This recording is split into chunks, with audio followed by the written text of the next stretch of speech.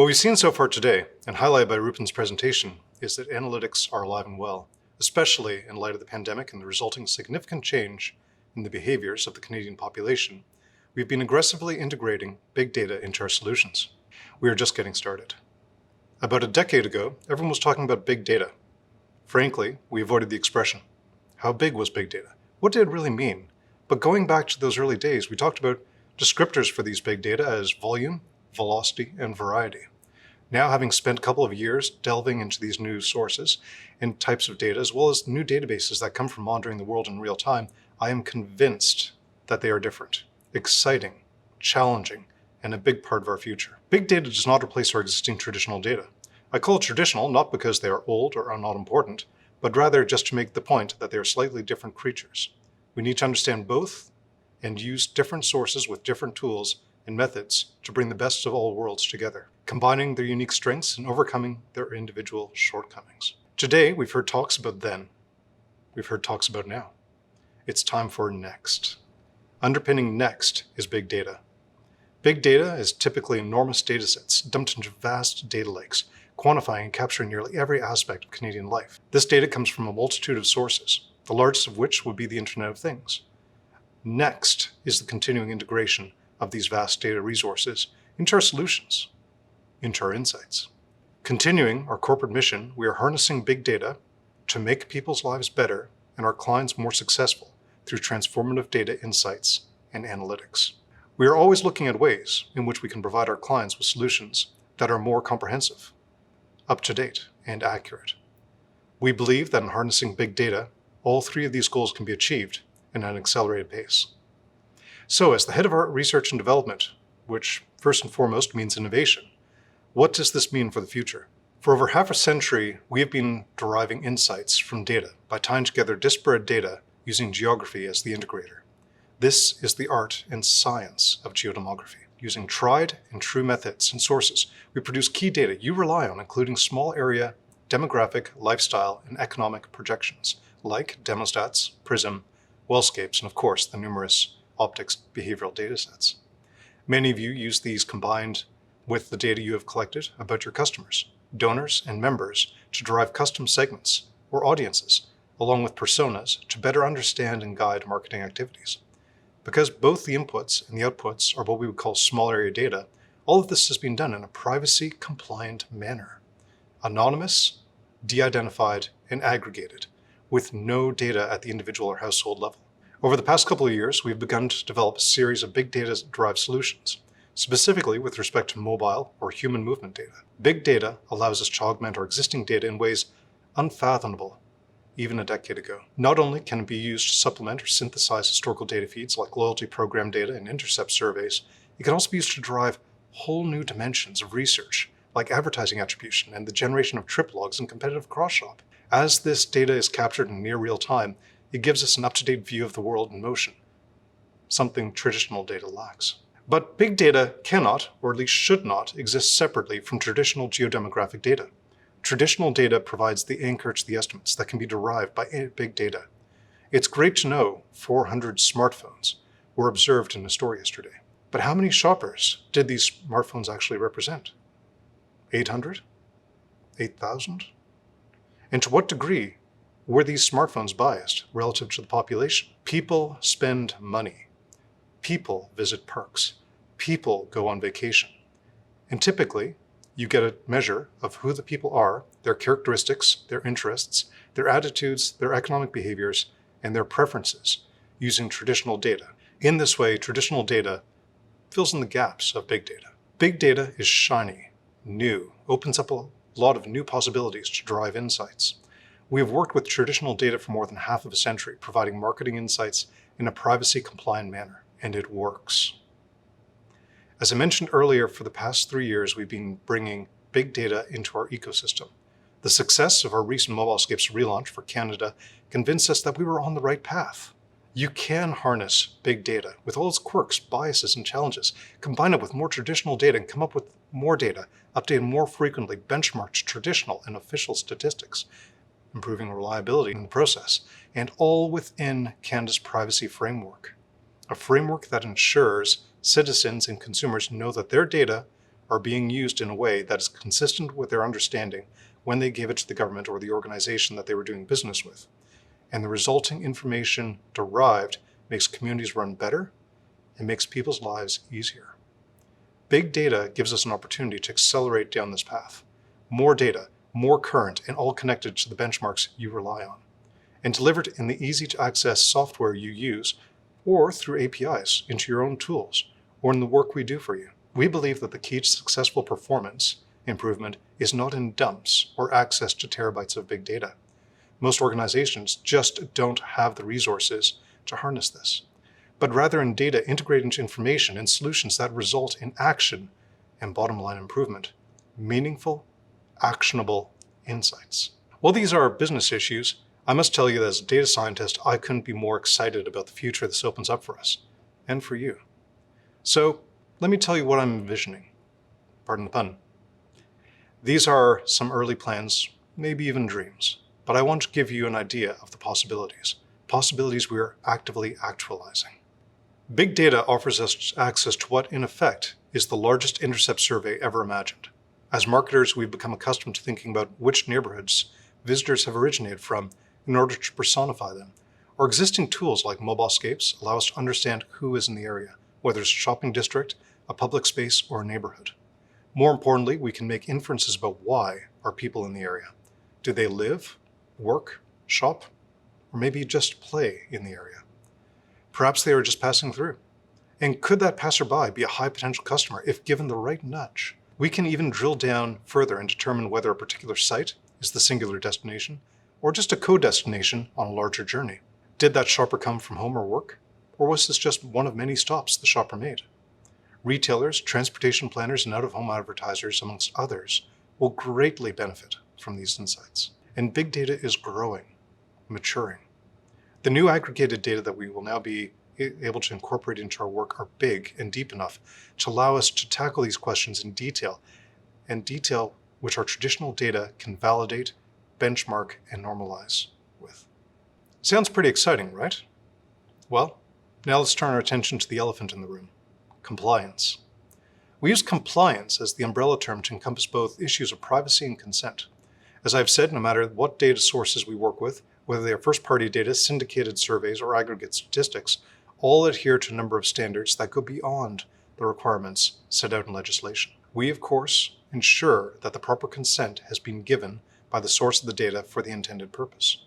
We do not use personally identifiable information. We undertake all reasonable efforts to remove the risk of re-identification. We do so by working with data aggregations and modeling down to the neighborhood level. The same principles hold true when we work with big data. And before we can take on any new big data source, we ensure that the data we receive as inputs are completely compliant. As an added layer of security, we pass 4 independent audits each year to guarantee we are meeting these standards. And we observe a number of self-regulatory industry standards. This is not a necessary evil. We produce phenomenal solutions while maintaining consent and privacy, and we will continue to do so. The data and the tools change, but our principles are timeless. But it's not all just about new big data integration and the rules governing their implementation. It's about the technology that can both handle the challenges posed by big data and make it accessible to end users. Big data needs big technology. Big technology is characterized by highly efficient processing tools, manipulating massive data sets in real time, distributed across a landscape of parallelized processes with accessible endpoints for both internal systems and external users, the cloud. What does this mean for our clients? How about geofence queries in seconds? User-defined on-the-fly custom tabulations of big data queries. And of course, greater speed also allows for more complex estimates. As data scientists, it's like being a kid in a candy shop. Of course, this will serve as the foundation of the next version of Envision, with the goal of building the new Envision architecture to be more accessible. Most, if not all, of the core functionality of the new Envision will be built up from application programming interfaces, APIs. The intention is to have these APIs exposed and accessible to our clients. Beyond just our data assets, we have embedded a lot of our own experience and know-how into Envision. Our expertise is not just producing actionable data, but prescribing workflows, algorithms, and formulae for a wide variety of use cases. so you can be confident not only in the data, but how they are being used to calculate market potential, media mix, and other important measures that you rely on.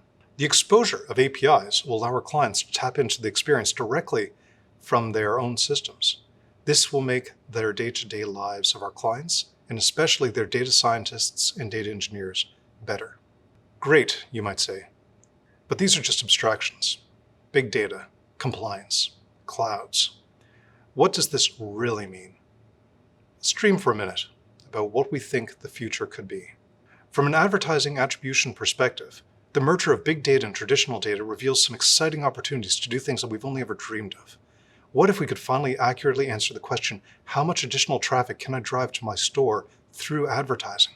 What if we could answer this question not just for the relative lift of out-of-home advertising, but also digital and mobile advertising? What about traditional media channels? And why would we limit ourselves to just a physical response? Wouldn't it be useful to know to what degree does exposure to digital, mobile, or out-of-home ad drive traffic to your website, or even to app usage? How many people downloaded the Canadian COVID Alert app based upon what sort of ad exposure? And were these the intended audience? Because we can link these audiences to neighborhoods, we can overlay tens of thousands of other characteristics on top of data derived at the device level. For example, does exposure to an advertisement for a particular brand of chips actually lead to higher consumption? And how does this vary across the population? And of course, anything we can do here for assessing the response, we can also do for targeting. Yes, we will be adding modeled postcode data in order to be privacy compliant. But don't be fooled by the old, oh, but that's not real individual data argument. These postal code data provide a detailed and accurate picture of characteristics of that postal code, and both academic research and historical experience since the 1950s show that in aggregate modeling, they are highly reliable. What if we were able to bring audiences that we are so accustomed to in the digital world into the physical world? Associate browsing behaviors and app usage with physical world locations and activities. What if we could identify by neighborhood the degree to which they are actively looking for a new car, a trip to Alberta, or gauge their engagement with Foodora or Grocery Gateway? On one side, we're trying to assess the virtual competition amongst the firms and channels, especially with their bricks and mortar counterparts. These interests and intents also reveal the road not taken. What set of vehicles did the customer consider before actually buying? From the other side, we are trying to capture the consumers when they are making their purchase decision, not after the car purchase or the start of the vacation. As big data can be associated with traditional data through geographical linkage, we can also answer questions like, are the potential tourists to Alberta looking for escape, a family adventure, or maybe just getaway? Effectively, big data gives us the what, and the traditional data provides us the why. Of course, all of this can be linked back to the media consumption, both traditional and digital, and the potential customers can be personified for both targeting and execution purposes. Perhaps the most exciting opportunity is to work with human movement data. Our panel of mobile device movement continues to grow rapidly, and we are constantly looking for further mobile data providers to augment our existing data. With the addition of the 5G network, this data will only become better and more pervasive. This, in conjunction with our existing data assets, allows us to model detailed device flows. Of course, there's still a large element of modeling that needs to be done here, but the data are rich and offer us the ability to model the course of the population over the day, week, and year. So what if we were able to calculate the distribution of the population using a particular road segment? Surely this is key to understanding spectacular out-of-home advertising, but is equally important for transportation planners and retailers. What if we could see how the population and its composition morphs during a day or seasonally? Are these travelers commuting or going shopping? When they go shopping, what do they consider a shopping destination? Is it a mall, a retail strip, or a collection of very specific stores? We can finally see the world from a consumer's perspective, and we might even be able to calculate reliable dwell-time statistics on top of that. But perhaps we need to look up. Cities aren't flat. Our lives are not limited to two-dimensional space. What if we could understand how the population moves vertically? Are they visiting street-level retail or the offices above?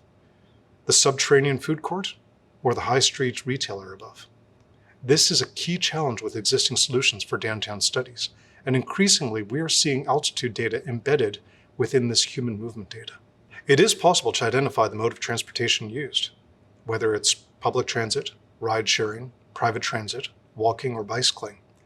With real-time data, we can almost instantly understand the effects of road closures and congestions. How about weather? And again, why would we even limit ourselves to roads? The same insights can be garnered for trains, airplanes, and even ferries. As the world slowly and hopefully returns to normal, we can understand who is using public transportation, and most importantly, who isn't. Are we missing transit riders because they've switched to other modes of transport? Or have the number of trips the population actually generates decreased? Again, this is using big data, modeled against traditional geodemographic and economic estimates, to analyze aspects of Canada that we've not traditionally been able to. So far, we've dreamt all about the opportunities to derive new data solutions. However, there is also now the opportunity to significantly augment our existing solutions. We have a corporate history of providing first-class demographic, economic, and behavioral estimates, but these solutions have been limited by their data sources. Generally, we are limited to annual updates, which are not as current or as responsive to changing environmental conditions as we would otherwise like. This is a thing of the past. With new big data sources, we can do so much more. What if it were possible to see neighborhood population changes in real time? What sort of changes occur to these neighborhoods seasonally? What if it were possible to determine in real time the changes in local employment levels? What if we could capture this both by place of work and neighborhood of residence? Which employment areas are coming back to life after the pandemic, and which areas, unfortunately, remain dark? But beyond just demographic and economic estimates, what if we knew in real time the changing media consumption patterns of the population, of our customers? Perhaps real-time changes to attitudes. What if we knew how the population's economic confidence was changing? This is an excellent leading indicator for large ticket purchases like automobiles, travel, and real estate. These aren't new solutions, nor are they new insights. But with higher update frequencies and up-to-date estimates, it becomes possible to assess changes and react to current shifts in attitudes, attributes, and behaviors as they happen. Suffice to say, we're going to have our hands full for the next couple of months. We are actively developing these solutions today, and we are looking forward to making some big announcements in the months ahead. This is the potential of bringing together both big data and our traditional data and tools. Undoubtedly, this is going to be an exciting time. No matter which sector you're operating in, there will be a host of new real-time insights to answer some of your most challenging questions.